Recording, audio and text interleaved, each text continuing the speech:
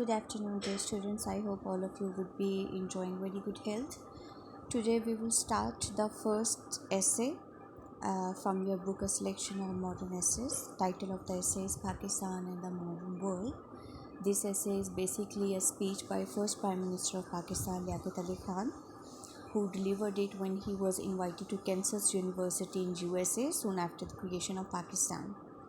So this essay is important with respect to many reasons. The very first reason, since Prime Minister of Pakistan was the first person who, after being Pakistan being established, was invited to USA, so he held greatest responsibility on his shoulders to introduce a new and emerging state to the world, because he knew that the whole of the world was holding its eye and was very keen to know about Pakistan. So he has to establish a very positive image of a new emerging state towards the world.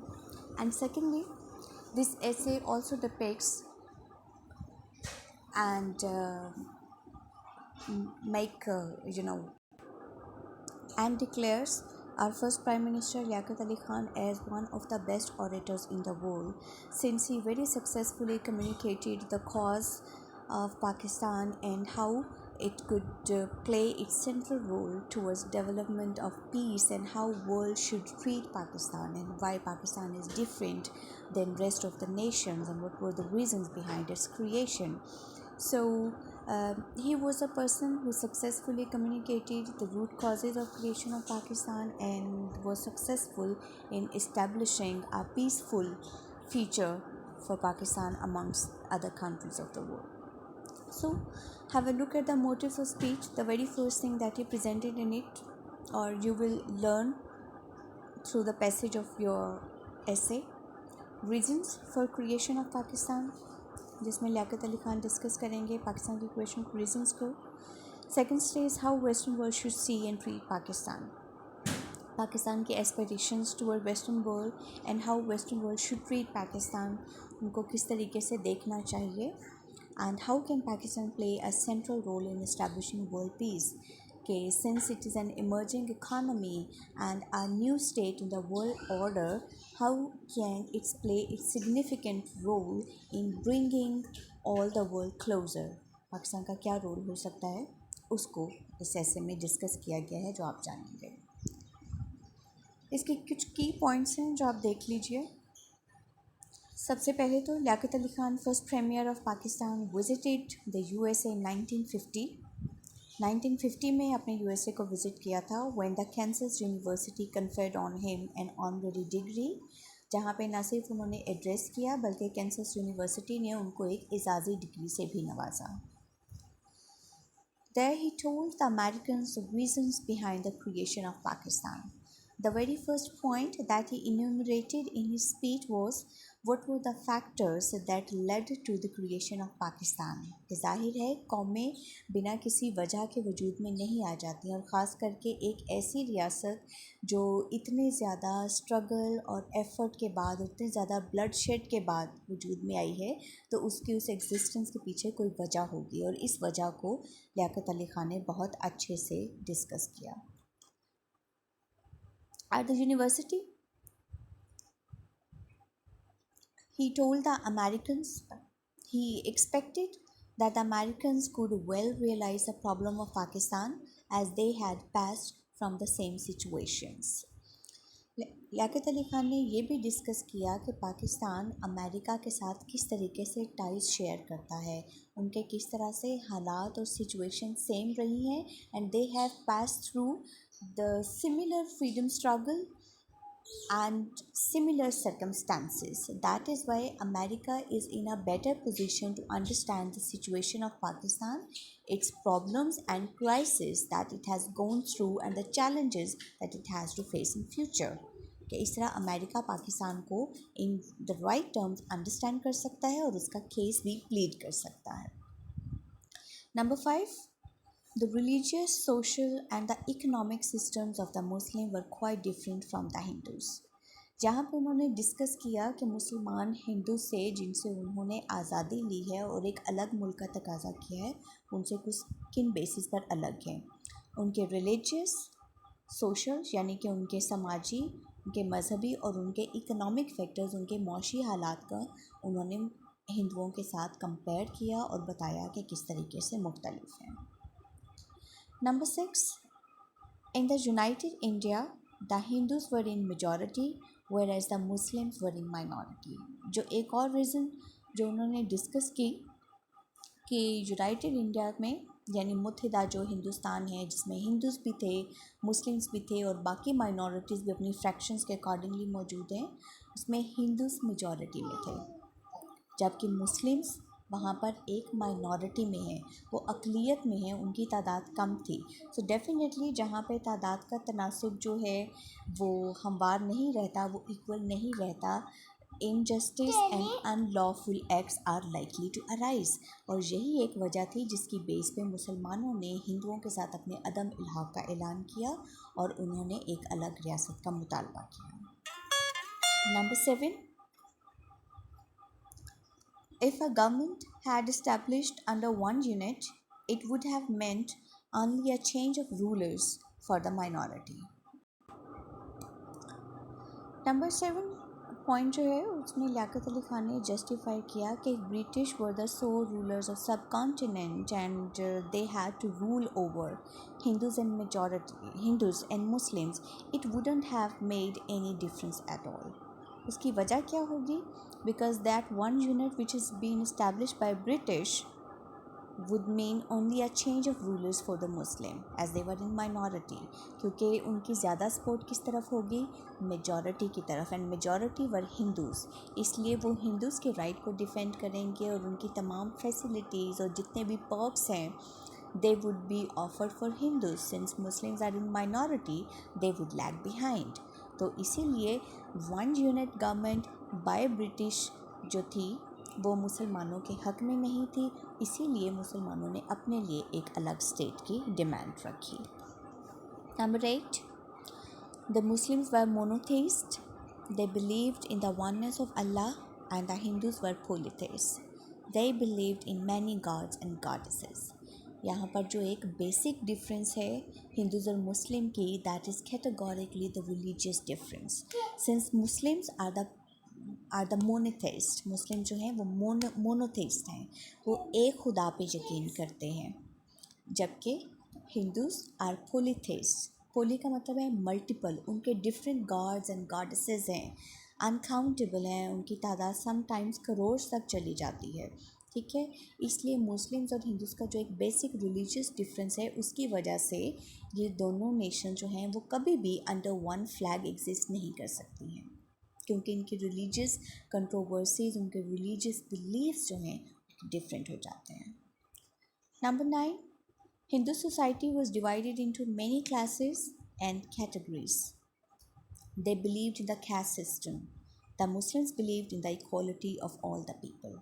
ایک social difference جس پر لیاقت علی خان نے emphasis کیا وہ یہ کہ ہندو society اس میں class system ہے، ان میں کیٹیگریز بنی ہوئی ہیں، اس میں ہی انہوں نے اپنی جو پیپل ہیں ان کو ڈیوائڈ کیا ہوا ہے۔ ہم ہندو کی 4 کلاسز سسٹم جو ہے وہ جانتے ہیں، جن کے برہمن سے لے کر ان کے شودر تک جاتے ہیں، ان کے کلاس سسٹم، جہاں پہ ان کو ان کے اکنامیکل اور ریلیجیس اسٹیٹس کے حساب سے الگ کیا گیا ہے اور ان کا ٹریٹمنٹ بھی اسی طرح کا ہے، جبکہ مسلمانوں کا social system is total in contrast. In Islam there is no class system, in Islam all the people are considered equal, جہاں پہ سب کے ایکول رائٹس ہیں اور جہاں پہ کسی کی اس کی کلاس کی بیس پہ اس کی ڈسکریمنیشن نہیں کی جاتی ہے۔ سو اس لیے these two nations having quite opposite social standing cannot coexist as one nation۔ Point 10, Hindus' economic outlook was based on the unearned accumulation of wealth, whereas Muslims' economic set was based on the circulation of wealth۔ اب یہاں پہ جو ایک basic economic difference ہے مسلم اور ہندو community میں، کہ ہندو community میں ان کا جو منی کا ارننگ اور ویلتھ ایکومولیشن جو ہے وہ ساری ذخیرہ اندوزی پہ مبنی ہے، جہاں پہ ویلتھ سرکولیٹ نہیں کرتی ہے، جس کے پاس جتنی زیادہ ویلتھ ہے وہ اس کا حاکم ہوتا ہے اور وہ اس کو جو ہے اپنے پاس اسٹور کرتے ہیں، they keep on accumulating their wealth. On the other hand the Muslims economic role is circulation of wealth. ہمارے ہاں اسلام کے رولز ہم جانتے ہیں کہ اگر ہماری زرعی پیداوار ہے تو اس میں سے عشر دینا ہمارے لیے ضروری ہے. اسی طرح اگر آپ صاحب نصاب ہیں تو ہمارے لیے زکوٰۃ کو کاٹنا جو ہے وہ بہت ضروری ہے. جہاں پہ wealth is not only circulated but is also delivered to less privileged sections of the society.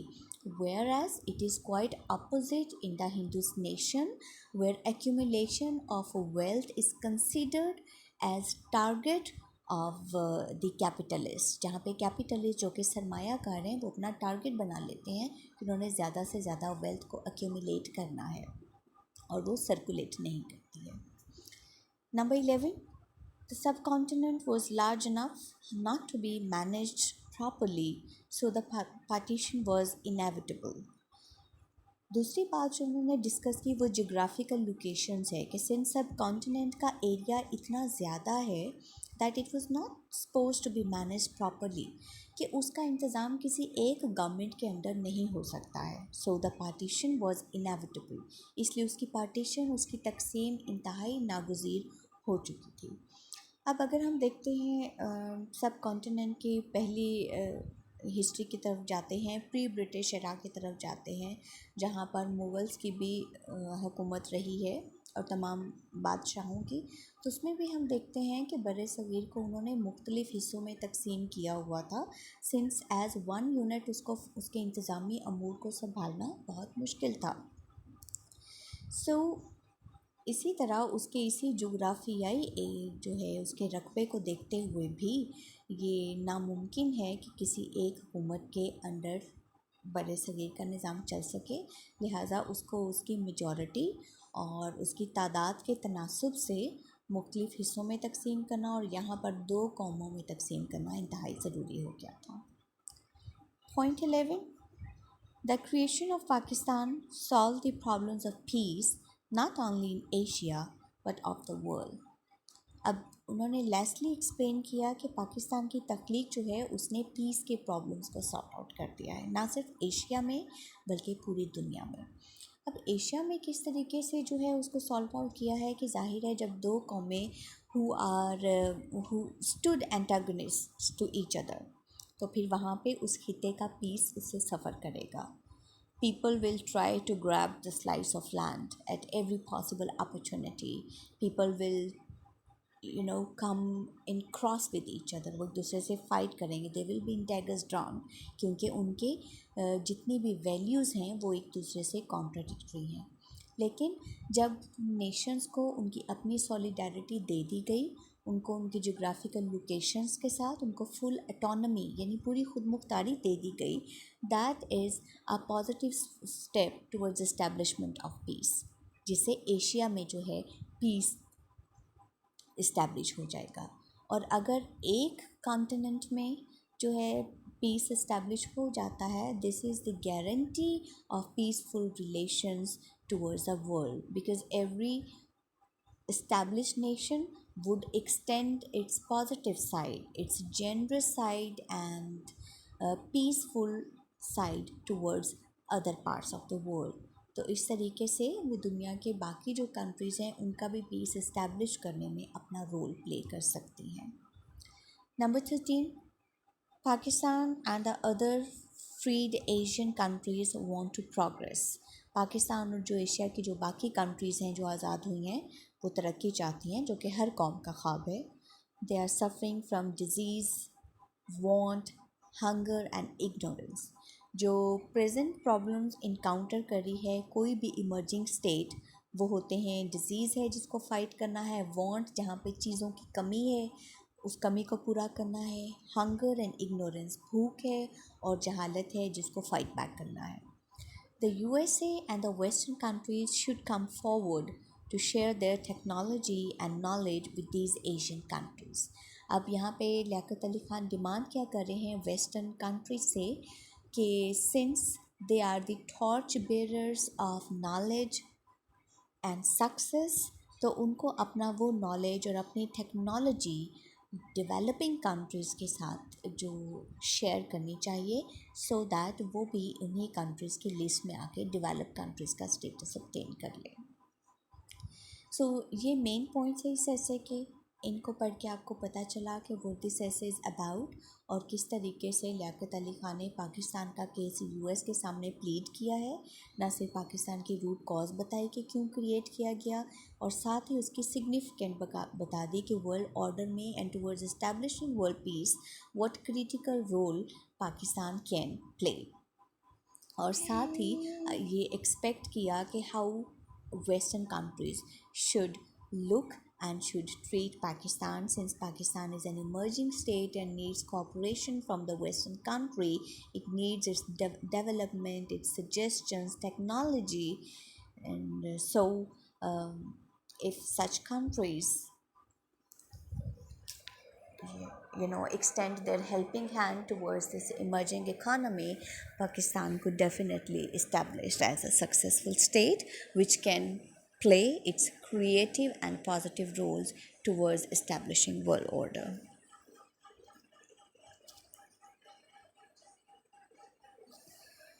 آپ کے سامنے ایک اور پیراگراف جو ہے وہ اوپن ہے. یہ اس ایسے کے انٹروڈکٹری ریمارکس ہو سکتے ہیں. Liaquat Ali Khan was the first prime minister of Pakistan. Pakistan کے پہلے وزیر اعظم تھے. He was the right hand of Quaid Azam محمد علی جناح. قائد اعظم محمد علی جناح کے رائٹ ہینڈ تھے، دست راست تھے. This essay named Pakistan and the Modern World is an extract from a speech delivered at the University of Kansas in America when he was being bestowed on an honorary degree.